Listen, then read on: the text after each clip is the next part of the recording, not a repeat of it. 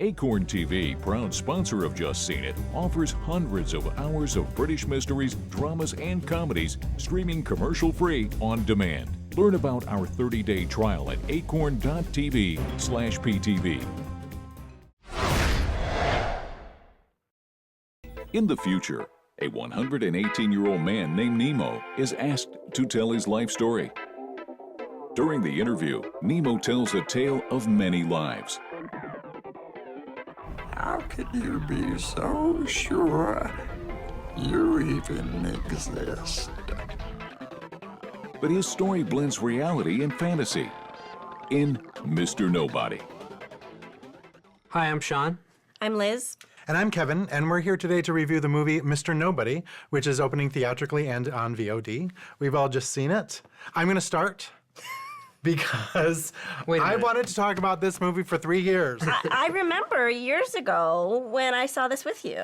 Yes, I took you to see it because I was like, this movie is so great, we need to go. And that was like 2 years ago. Yeah. It debuted at the 2009 Venice Film Festival, and it's just now getting in North America. So it's taken 4 years to get here, and I don't really know why, because it is a pretty interesting, pretty good movie. It's a sci-fi drama that tells the story of basically parallel lives. I mean, I don't even really know how to describe it.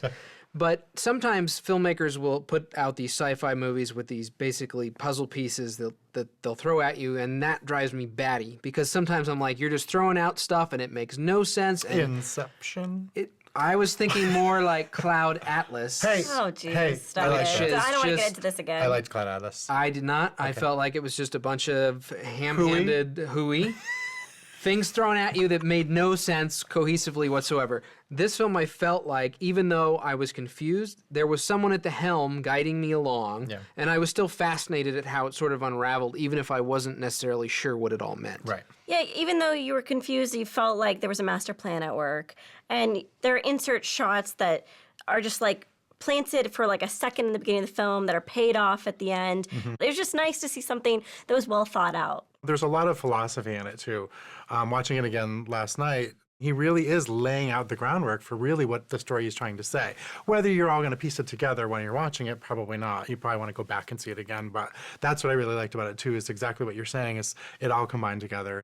The style is very saturated. It's very basic colors. It's almost like you hear about how kids are drawn to like bold, saturated colors, reds, yellows, big, blues. That's what this film is dressed in. And that helps also with the setup of the 3 separate storylines. The film explores Jared Leto, or Nemo Nobody's, potential lives with these 3 separate women, and they're each associated with 3 separate colors. So it's like that style helps you bring you into the story a little bit more. And it helps, too, that they do focus on ages. So it's always like there's a stories at age 9 when his parents get divorced, and then there's a story at 15 when he falls in love, and then 34 when he's an adult. So I think that helps, too, kind of follow the multiple narratives in each of those, plus the narratives of the 3 women.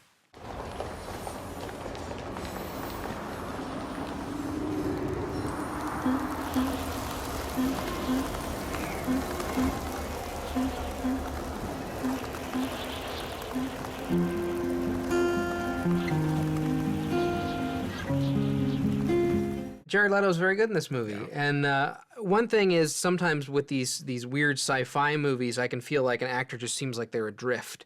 Like they're hanging on for dear life. I don't know what's going on, but this I've got to be doing something in this movie. Here, even though he's playing all these sort of different iterations of the same character, I never felt that he was lost. He always seemed to be with the director on this journey. Yeah. Though I do think it's an unusual choice. I mean, when I found out that Jared Leto was in this film, I just think of My So-Called Life, and then I see these sporadic art house projects that he participates in, and then now he's this music career, so it's just such an odd choice, especially to be surrounded with what is now actually a star-studded cast. Absolutely. At the time a few years ago, these actors were known, but not as prominent as they are today. You have Risa Fons, you have Sarah Polley, Juno Temple. Diane Kruger, who's in The Bridge now. Right. I mean, it's pretty amazing how all these actors have just blown up. If they had released this wide theatrically and made a big deal about it, which I really wish they were doing, Jared Leto would get nominated for an Oscar. I would hope that he would, because that's hard to do, I think, what he's done, because there's so many different he's not even just different versions of himself. He has to go through a lot of different things.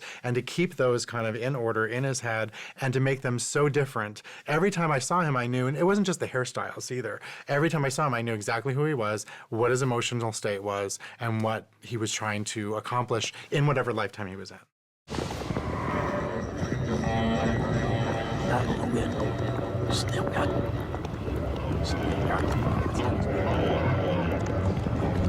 Hey. Hey. Hey. Excuse me. Our writer-director, Jaco and Dormael, is the reason this film is so good. Every aspect of it, again, is planned out and thought out in advance, but you could tell his love for the subject matter, his love for the story is just so prevalent in every scene.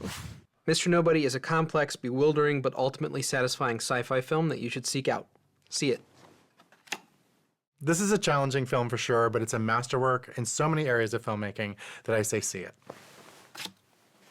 Mr. Nobody is a great, fairly undiscovered gem. See it. Cheers. To Mr. Nobody. To Finding Nemo. Nobody. I really want to point out the actress that played the 15-year-old versions of Nemo and Anna, Toby.